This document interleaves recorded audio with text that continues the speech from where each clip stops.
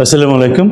অপরিকল্পিত ব্রেস্টের সার্জারি, যেটাকে আমরা বলি আনপ্ল্যান্ড লাম্পেক্টমি, আর এটার যে ক্ষতিকর প্রভাব আমি দেশে দেখতে পাচ্ছি, এটা সহজে আমরা পরিত্রাণ পাচ্ছি না।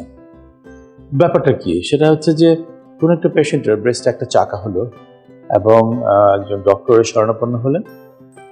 উনি কি করলেন, হাত দিয়ে ফিল করলো, বড় জোর একটা আল্ট্রাসাউন্ড করে দেখলো, এবং আল্ট্রাসাউন্ডে যদি বলে যে চাকা দেখা যাচ্ছে আর কোনো কথা নাই, কখনো কখনো চিকন একটা সুই দিয়ে, যেটাকে আমরা বলি ইনজেকশনের যে নিডল, যেটা ফাইন নিডল, ওটা দিয়ে পরীক্ষা করলো, পরে যদি এরকম, এটা ইউজুয়ালি তো খুব একটা অ্যাকুরেট রিপোর্ট আসেই না, এবং ব্রেস্ট লাম্পের জন্য তো কোর বাক্সি ছাড়া এফএনএসির কোনো রোলও আসলে নেই। তো যা হওয়ার তাই হয়, অপরিকল্পিতভাবে সার্জন তাকে অপারেশন করে দেয়। প্যাথোলজি রিপোর্টে যখন আসে এটা ব্রেস্ট ক্যান্সার, তখন সার্জন পেশেন্টকে বলছে একবার ব্রেস্টটা কেটে ফেলে দিতে হবে। টিউমারের সাইজ যাই হোক, পেশেন্টের বয়স যাই হোক, তার পারিবারিক অবস্থান যাই হোক, তার চয়েস বা ইচ্ছার মূল্য এখানে থাকছে না, তাকে কোনো অপশনই দেওয়া হচ্ছে না। এবং এটা কিন্তু শুধু পেরিফেরি প্রত্যন্ত অঞ্চলে যে হচ্ছে তা কিন্তু না, শহরের টপ লেভেলের কর্পোরেট হসপিটালেও যে এগুলো হচ্ছে না, পেশেন্টগুলো আমাদের কাছে আসছে না, তা কিন্তু নয়, আসছে। তো এটা থেকে পরিত্রাণ পাওয়ার উপায় কি? এটা থেকে পরিত্রাণ পাওয়ার উপায় হচ্ছে get it right first time, মানে শুরুতেই আমরা সঠিক পন্থায় যদি চিকিৎসার স্টেপগুলোকে ফলো করি, তাহলে কিন্তু এই ভুল হওয়ার কোনো সম্ভাবনা থাকতো না, রোগীর জীবনেরও ক্ষতি কোনো সম্ভাবনা থাকতো না। সো এই জিনিসগুলো আমাদের নজরে নেওয়া দরকার, ক্লিনিশিয়ান ভাই বোনদের এবং একই সাথে পেশেন্টদের। তাহলে কি করা উচিত? Simple solution. কোনো পেশেন্টের যদি ব্রেস্টে কোনো চাকা বা কোনো পরিবর্তন, ব্রেস্টটা ভারী হয়ে গেছে, বুকটা ভিতরে ডুবে গেছে, বিপদ দিয়ে পানি পড়ছে, বা যে কোনো ধরনের আদার সিমটমস, একজন ভালো ব্রেস্ট সার্জনের শরণাপন্ন হওয়া উচিত। এবং আপনার বয়স যদি 35-এর উপরে হয়, অবশ্যই প্রাথমিক ক্লিনিক্যাল এক্সামিনেশনের পরে একটা ম্যামোগ্রাম, যেটা ব্রেস্টের এক্সরে, সেটাকে করতে হবে।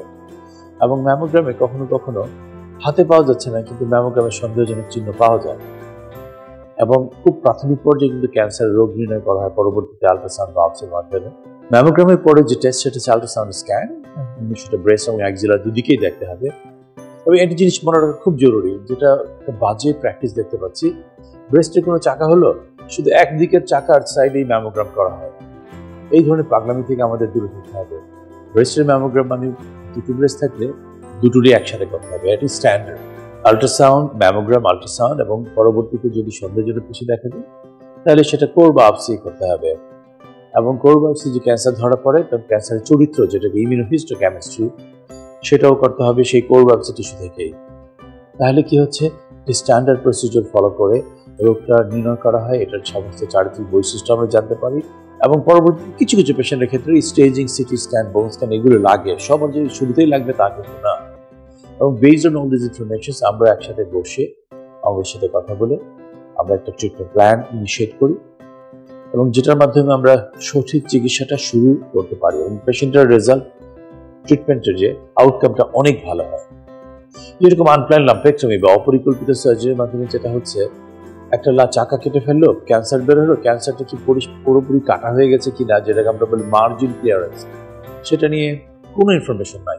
কেউ আবার ব্রেস্টের চাকাটা কাটার পর আবার 2 টুকরা 4 টুকরা করে 2 ল্যাবে পাঠাচ্ছে।